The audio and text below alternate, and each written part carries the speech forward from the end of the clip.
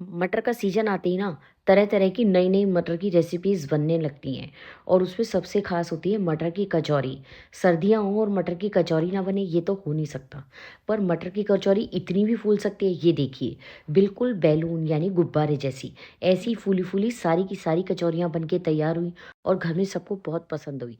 एकदम चटपटी करारी मसालेदार और क्रिस्पी तो इतनी, ये तो आपको आवाज़ से ही पता चल रहा होगा। तो चलिए आज बनाएंगे बहुत ही टेस्टी, एकदम खस्ता करारी कुरकुरी, जो 2-3 दिन तक भी ख़राब नहीं होंगी अगर बची तो। वैसे तो ये बचने वाली ही नहीं है। Hello friends, welcome to my channel easy and tasty. तो चलिए ईज़ी एंड टेस्टी नाश्ते की रेसिपी शुरू करते हैं। इसके लिए मैंने 2.5 कप के लगभग मैदा लिया है। और ये मैदा वज़न में आप देखेंगे तो 250 ग्राम या 300 ग्राम के आसपास होगा। आधा चम्मच नमक और आधा चम्मच अजवाइन डाल देंगे। अजवाइन और नमक डाल के अच्छे से मैदा के अंदर मिला लेंगे। वैसे आप आधी मैदा और आधा गेहूं के आटे का इस्तेमाल भी कर सकते हैं। और अगर आप चाहें तो मैं आपके साथ गेहूं के आटे की जो मटर की कचौरी बनती है ना, उसकी रेसिपी भी शेयर कर सकती हूँ, कभी ना कभी तो करूँगी। अब इसमें हम 1/4 कप यानी 25 से 30 ग्राम के आसपास 2-3 बड़े चम्मच देसी घी थोड़ा सा गर्म करके डाल देंगे, क्योंकि आजकल सर्दियाँ है ना, तो घी थोड़ा सा जम जाता है। तो इसको हल्का सा मेल्ट करके डालिए, ज़्यादा खस्ता कचौरियाँ बनेंगी। अगर आप मेरे टिप्स और ट्रिक्स को फॉलो करेंगे ना, तो जितनी मैंने आपको फूली हुई और खस्ता करारी कचौरी पहले ही दिखा दी ना, आपकी कचौरी इसी तरह बनेगी और इसी तरह एंड तक बनी भी रहेगी। अच्छे से सारे मैदा के अंदर हमें घी को मिक्स कर लेना है। उसके बाद रूम टेम्परेचर का पानी, और अगर आप चाहें तो हल्का सा गर्म भी कर सकते हैं, लेकिन बिल्कुल हल्के गर्म पानी से हम आटा गूंद कर तैयार कर लेंगे। वैसे मैंने इसके लिए नॉर्मल रूम टेम्परेचर के पानी का इस्तेमाल किया है, वो भी आजकल काफ़ी ठंडा है। अब इस तरह से इसका एक बिल्कुल नरम डो लगाकर तैयार करेंगे। थोड़ा-थोड़ा पानी डालते जाएँगे और मैदा को गूँथते जाएँगे। इतनी मैदा को गूँथने में मुझे 3/4 कप के लगभग पानी का इस्तेमाल करना पड़ा है। अब इसका एकदम सॉफ्ट सॉफ्ट डो बना लेंगे और उसे 2 से 3 मिनट तक गूँध लेंगे। उसके बाद ढककर रख देंगे। इतनी देर हम अपनी फिलिंग की तैयारी कर लेते हैं। इसके लिए मैंने 1.5 कप मटर ली है। अगर आप देखें तो ये 200 ग्राम के आसपास जो हैं मटर के दाने हैं। बिल्कुल भी पानी नहीं डालना, कुछ नहीं डालना। बस इसको हम दरदरा पीस के तैयार कर लेंगे। अब फ्राइंग पैन के अंदर 1 टेबलस्पून ऑयल लेंगे, हाफ टी स्पून के लगभग जीरा, 1 टेबलस्पून के लगभग सौंफ डालेंगे। सौंफ थोड़ी ज़्यादा जाती है, बहुत बढ़िया टेस्ट आता है। 1/4 टीस्पून मैंने इसके अंदर हींग डाल दी है। जीरा, हींग और सौंफ सब चीज़ों को डालकर हम अच्छे से भून लेंगे और गैस का फ्लेम बिल्कुल लो रखेंगे। अब हम इसके अंदर डाल देंगे अदरक और हरी मिर्च का पेस्ट। मैंने अदरक और हरी मिर्च को अच्छे से कूट कर वो इसके अंदर डाल दिया है। वैसे आप चाहें तो मटर के साथ भी अदरक और हरी मिर्च को पीस सकते हैं। बस इस तरह से जब अदरक हरी मिर्च थोड़ा सा पिस जाएगा ना, यानी भुन जाएगा, तब जो हमने बेसन रखा है ना, 2 चम्मच के लगभग हम बेसन लेंगे। ये बाइंडिंग के लिए बहुत ज़रूरी है। ये खास टिप है। अगर कोई भी फिलिंग के अंदर आप 2 चम्मच के लगभग बेसन डाल देते हैं ना, तो उसके बाद आपकी कचौरी कभी भी नहीं फटेगी और बेसन का बहुत बढ़िया फ्लेवर आएगा। एकदम अंदर से भी खस्ता और किनारे-किनारे तक फिलिंग जाएगी। अभी मैं आपको पूरी रेसिपी बड़े सलीके से और बहुत ज़्यादा डिटेल में शेयर करूँगी, जिससे आप भी इस बार जो है मटर की कचौरियाँ बहुत ही खस्ता और टेस्टी बनाकर तैयार कर लेंगे। अब जो मटर का दरदरा पेस्ट हमने बनाया था, वो बेसन के अंदर डाल देंगे। बेसन को ज़्यादा नहीं भूनना, बिल्कुल हल्का-सा, वरना बेसन काला पड़ जाएगा और कचौरी का कलर जो है वो हमारी फिलिंग का, वो ज़्यादा ही डार्क हो जाएगा। अब ये देखिए मटर इतनी हरी है ना, तो ये पेस्ट इतना सुंदर कलर इसका आ रहा है, आपको देखने से ही पता चल रहा होगा। अब गैस का फ्लेम बिल्कुल लो कर देंगे और मटर और बेसन को मिला के अच्छे से भूनते जाएँगे, जब तक कि मटर में जितना पानी है वो ख़त्म ना हो जाए। अब डाल देंगे थोड़े से मसाले, 1 चम्मच धनिया पाउडर, 1 चम्मच मैंने इसके अंदर जो है चाट मसाला डाल दिया है, 1 चम्मच भुना हुआ जीरा पाउडर, आधा चम्मच हल्दी पाउडर और साथ में 1 चम्मच लाल मिर्च पाउडर डाल देंगे। ये मैंने कश्मीरी लाल मिर्च का इस्तेमाल किया है, क्योंकि हरी मिर्च काफ़ी डाल दी है। अगर आप चाहें तो नॉर्मल लाल मिर्च डाल सकते हैं। 1 चम्मच छोटा वाला जो है 1 चम्मच नमक और आधा चम्मच काला नमक डालेंगे। काला नमक ज़रूर से डालिएगा, बहुत बढ़िया टेस्ट आएगा। थोड़ी-सी कसूरी मेथी को हाथों से क्रश करके डाल देंगे। बस अभी इन मसालों को हम लगातार चलाते हुए भूनते रहेंगे। बहुत देर तक हमें नहीं भूनना है, बस 2-3 मिनट, ताकि कचौरी तो हम तलेंगे ही और उसके अंदर भी काफ़ी जो है मटर सिक जाती है, लेकिन फिर भी कच्चापन मटर का आना नहीं चाहिए। अच्छे से इसको मिक्स कर दीजिए। जब सारे मसाले मटर के साथ मिक्स हो जाएँगे ना, तो ये अपने आप ही दरदरा सा होने लगेगा और इसके अंदर आपको दाना-दाना नज़र आएगा। अब इसमें मैंने 1 चम्मच अमचूर पाउडर डाल दिया और 1 चम्मच चाट मसाला और डाला है, क्योंकि मुझे लग रहा था कि चाट मसाला कहीं कम ना हो। बस अच्छे से मिक्स कर देंगे और इसको लगातार चलाते हुए भून लेंगे। अगर आपके पास हरा धनिया हो तो आप हरा धनिया का इस्तेमाल भी कर सकते हैं। पर अगर कचौरी 2-3 दिन के लिए या सफ़र के लिए बना रहे हैं, तो हरा धनिया नहीं भी डालेंगे तो भी चलेगा। वैसे भी इतनी मटर के अंदर हरा धनिया बेचारा कहाँ ही नज़र आएगा। ये देखिए आपको बीच-बीच में मटर के दाने अलग ही नज़र आ रहे होंगे। इसी का अपना मज़ा है, बहुत बढ़िया फिलिंग बन के तैयार हुई है। बस अब हम इसको एक बाउल के अंदर निकाल लेंगे और जब ये बिल्कुल ठंडा हो जाएगा, ये देखिए बेसन डालने का सबसे बड़ा फ़ायदा, ये अपने आप ही बाइंड हो रहा है। वैसे मैं तो बिना बेसन के भी मटर की कचौरी बहुत अच्छी बना लेती हूँ। अगर आप चाहें तो मैं वो रेसिपी भी आपके साथ शेयर करूँगी।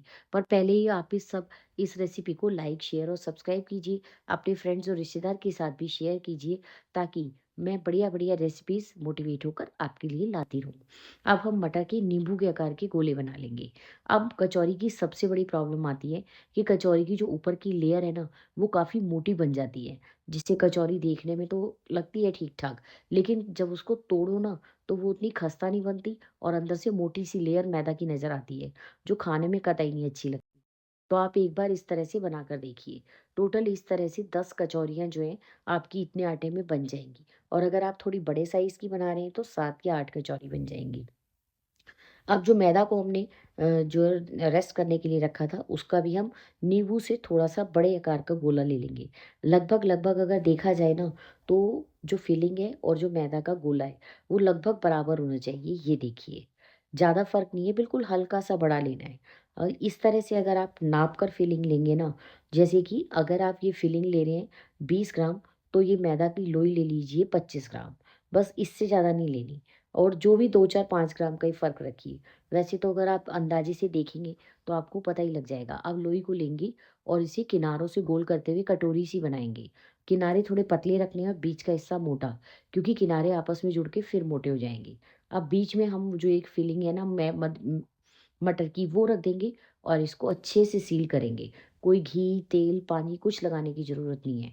बस इसको कस-कस के चूंटी भर-भर के जो है बंद कर देना है। ज़रा-सी भी कचौरी अगर आपकी खुली रह गई, तो बस वो वहीं से फटना चालू हो जाएगी। एक कचौरी मैं आपको और भर के दिखाती हूँ। इस तरह लोई बनाइए, फिर कटोरी बनाइए, अंगूठे की हेल्प से जो फिलिंग है उसको नीचे की तरफ करते जाइए और चारों तरफ से कचौरी को सील करके अच्छे से चिपका दीजिए। ये देखिए थोड़ा हाथ से ज़ोर से दबाएँगे ना, तो ये अच्छे से चिपक जाएगी। और उसके बाद इसे इस तरह से बेल लीजिए, मतलब हथेली में गोल-गोल कर लीजिए। पहले सारी लोइयाँ हम इस तरह से बनाकर तैयार कर लेंगे। आप एक बार में आराम से जितनी कचौरी तल पाएँ उतनी तैयार कीजिए। ये देखिए पहले मैंने 7-8 तैयार कर लिए हैं। अब हम इसे क्या करेंगे, इस तरह हल्के हाथ से बीच में से दबाएँगे और फिर एक दूसरी तरफ से पलट के इस तरह दबाएँगे। इससे क्या होगा, फिलिंग किनारे तक चली जाएगी और बीच में इकट्ठी नहीं रहेगी और कचौरी हमारी एकदम बढ़िया बन के तैयार होगी। अब क्या करेंगे, इसके किनारे धीरे-धीरे हल्के हाथ से दबाएँगे। ना तो बेलने का झंझट, ना ही कोई और। इस तरह से हल्के हाथ से दबाने से क्या होगा, फिलिंग किनारे तक चली जाएगी और कचौरी एकदम परफेक्ट साइज़ की बनेगी। अच्छी बड़े साइज़ की कचौरियाँ बनी थी और जब आप इसको तलते हो ना, तो इसका साइज़ अपने आप थोड़ा-सा छोटा हो जाता है। क्योंकि जब वो कचौरी फूलती है ना, तो उसका जो सरकमफेरेंस है यानी घेरा, वो कम हो जाता है और वो उसके अंदर हवा भर जाती है। अब घी को कितना गरम करना है, मतलब तेल को। मैंने तलने के लिए मूँगफली के तेल का इस्तेमाल किया है। आप किसी भी रिफाइंड ऑयल का इस्तेमाल कर सकते हैं, पर चैनल को लाइक, शेयर और सब्सक्राइब ज़रूर कीजिए और गैस का फ्लेम बिल्कुल लो रखना है। जितना ज़्यादा आप लो फ्लेम पर कचौरी तलेंगे ना, उतनी बढ़िया और खस्ता बनेगी। मतलब कि कुल मिला के आपको क्या करना है, कचौरी बिल्कुल हल्के तेल में डाल दीजिए और भूल जाइए। 4 से 5 मिनट के बाद कचौरी धीरे-धीरे तैर के अपने आप ऊपर की तरफ आ जाएँगी।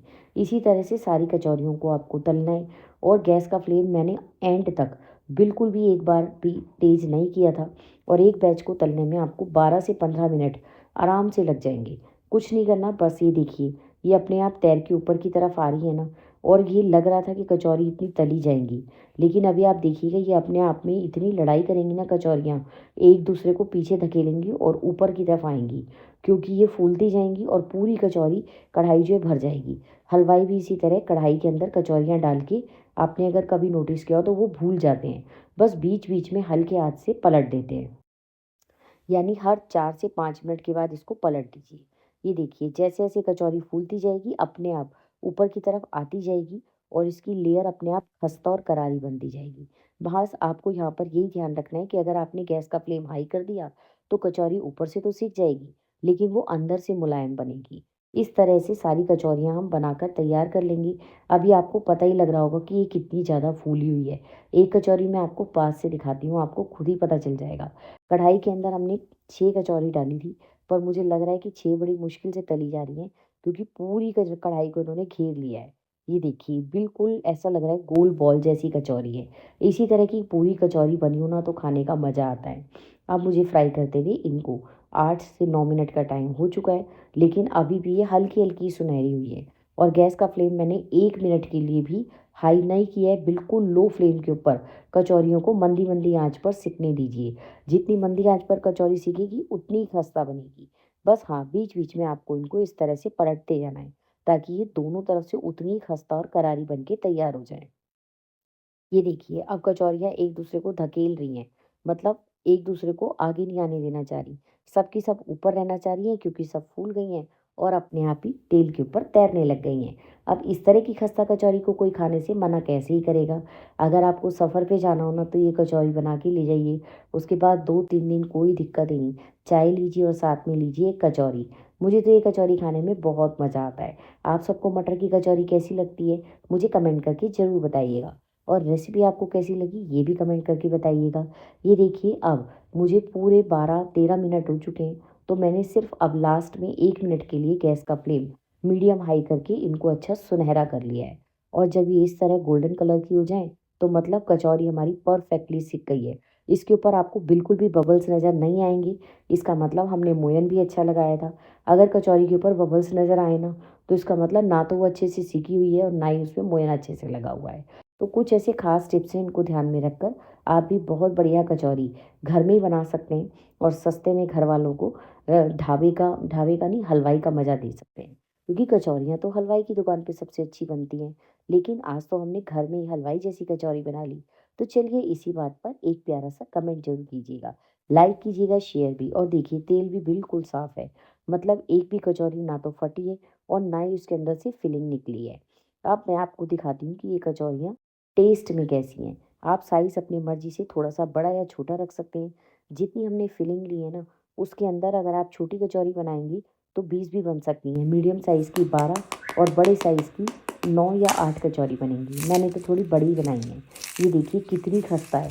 इसकी लेयर से ही आपको पता चल रहा होगा इसका क्रंच, और बिल्कुल भी मोटी लेयर इसमें मैदा की आपको कहीं भी नज़र नहीं आएगी। तो चलिए कल फिर मिलेंगे नई रेसिपी में। Thank you.